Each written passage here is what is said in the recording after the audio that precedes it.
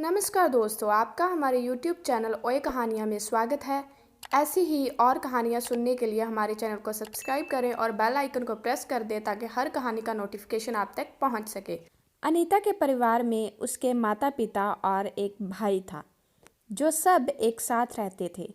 अनीता बहुत ही शांत और अच्छे विचारों वाली लड़की थी। उसके पड़ोस में एक लड़का रहता था, दीपक। दीपक भी बहुत अच्छा लड़का था। दीपक के माता पिता किराए के घर में रहते थे। अनीता को दीपक पसंद था और मन ही मन प्यार भी करती थी। अनीता के माता पिता से भी उसके रिश्ते अच्छे थे और दोनों परिवार में आना जाना लगा रहता था। दीपक के माता पिता भी अनीता को पसंद करते थे। एक दिन अनीता के पिता को पता चला कि दोनों एक दूसरे से प्यार करते हैं तो उन्होंने सबकी सहमति से शादी पक्की कर। मन ही मन अनीता बहुत खुश थी।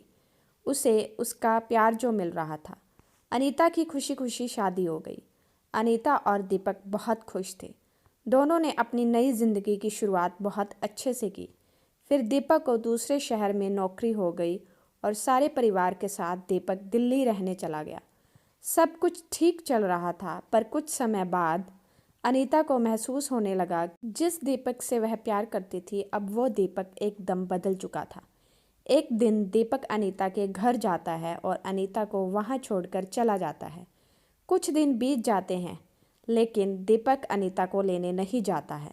दीपक ने अनीता के माँ बाप से कुछ रुपयों की मांग की। अनीता के पिता को लगा कि शायद उसके दामाद को पैसों की ज़रूरत होगी, इसलिए उसके पिता ने जैसे तैसे बड़ी मुश्किल से 3 लाख रुपए का इंतज़ाम किया। फिर दीपक अनीता को साथ ले गया, लेकिन धीरे धीरे हालात बिगड़ने लगे। कुछ दिन बाद फिर से दीपक ने अनीता को उसके मायके छोड़ दिया और फिर कुछ रुपयों की मांग की। अब अनीता के पिता को लगा कि अनीता की ज़िंदगी का सवाल है, तो उन्होंने फिर से कर्ज लेकर कहीं से पैसे इकट्ठे किए और दीपक को दे दिए। अनीता पूरी तरह से टूट चुकी थी। वो कितना प्यार करती थी दीपक से, पर अब दीपक का असली चेहरा उसके सामने था।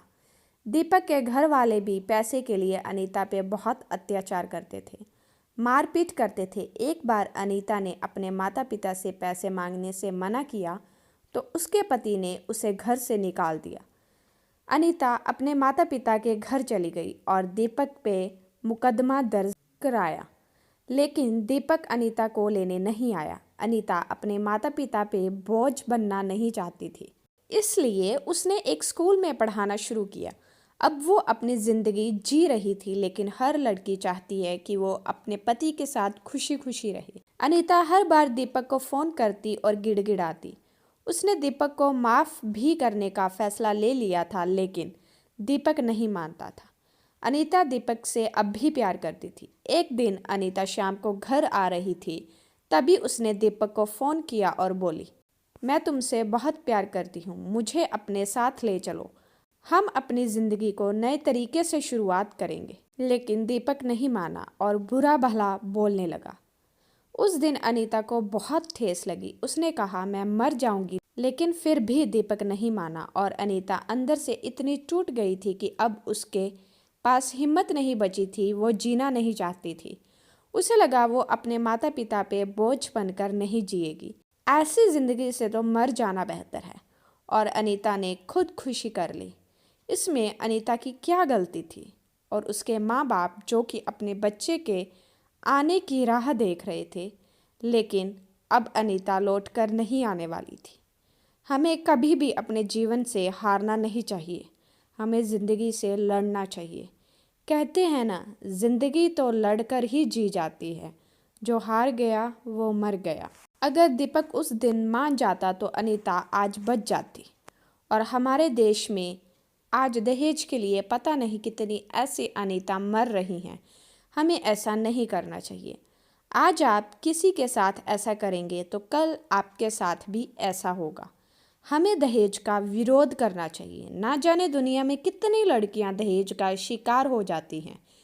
इसमें उस मासूम लड़की की क्या गलती थी? बस इतना कि वो एक लड़की है। हमें अपने समाज में ऐसी धारणाओं का विरोध करना चाहिए।